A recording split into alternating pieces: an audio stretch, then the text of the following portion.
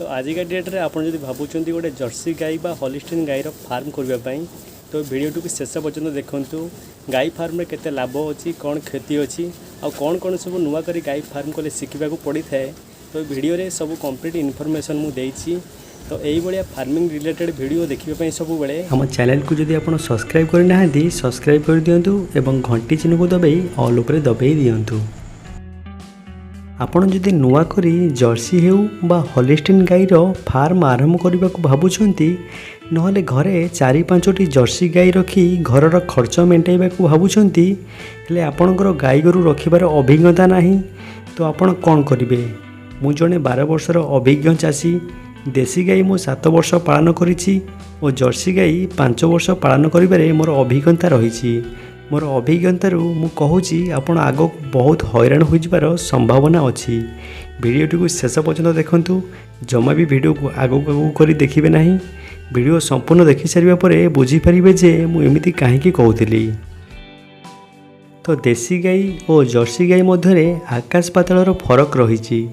आम ओडिशार पानी पवन ने जर्सी गाई पालन रे किसी असुविधा नहीं हेले भी मु जेतेबेले नुआ करी जर्सी गाई पालन करने को भाविली एका संगे 4-5टी गाई बाछुरी किणी आनिबी। हेले मते जड़े अभिज्ञ चाषी परामर्श देइथिले कि तुम्हें जर्सी गाई केबे भी रखिन, तुम्हें तो देसी गाई रखिथिल। देसी गाई और जर्सी गाई पालन में बहुत फरक अच्छी।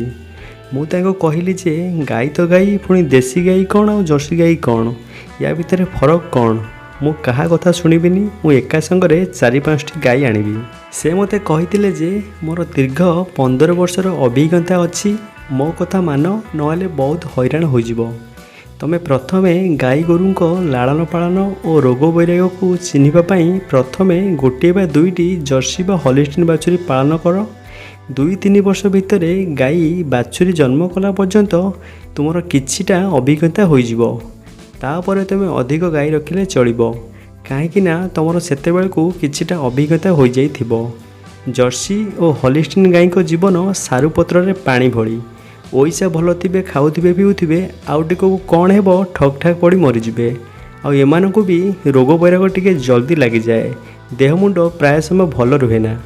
मु ठीक तांको कथा मानी गोटे 8-9 मासर जर्सी बाछुरी किणी आनिली, भल से लालन पालन कली, सब ठीक ठाक थिला। बाछुरी जन्म कला पर्यंत गाईर पेट तल भी मनीष गली जाउथिले भी से लात मारू नथिला, एते शांत थिला से। जेमिति प्रथम थर बाछुरी जन्म कला, बाछुरी की खाद्य भावी खाइबा को बाहरिला, बाछुरी को चाटिलानी, जो बिकटाल रड़ी कला बाछुरी को खाइबा को खाली बाहरिला। छोट बाछुरी 5-10 मिनिट हेबो जन्म नैथिला, ताकू लात मारिला।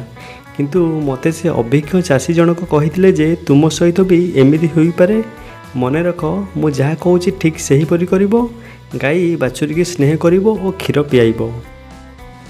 तो मते जड़े अभिज्ञ चाषी कही बोली मु शुणीथिली बोली से उपाय सब कली। जदि जी नुआ करी फार्म आरंभ करिथिबो ताकू तो ए विषय किछि भी जणा नथिबो। आउ गोटे कथा, जर्सी और हॉलिस्टाइन गाई मानकर सबुठारु बड़ रोग हेउची थनहरा रोग। ए रोग जदि थरे लागिगला गाई फार्म करिवार जो निशा मुंडरे चढ़ीथिबो एका थरे ओल्हेई जिवो। मो साथी ठीक सेमती हैला। मो गाई को बाछुरी जन्म करिवार 4-5 मास परे थनहरा होईगला। आउ ए थनहरा रोग ठीक करिवार अभिज्ञता कहा पाखर नथिला, मते बहुत लॉस सहबाकू पड़िथिला। गाई फार्मर जो निशा चढ़ीथिला से एका थरके ओल्हेईगला मो मुंडरू। से जो कष्ट मो अनुताप करिछि से मो जीवन गोटे अभूला स्मृति। 9,000 टंका खर्च करी एलोपैथिक मेडिसिन रे भी भल हेलानी, मात्र 700 टंकार होमिओपैथी मेडिसिन ने भल होईगला।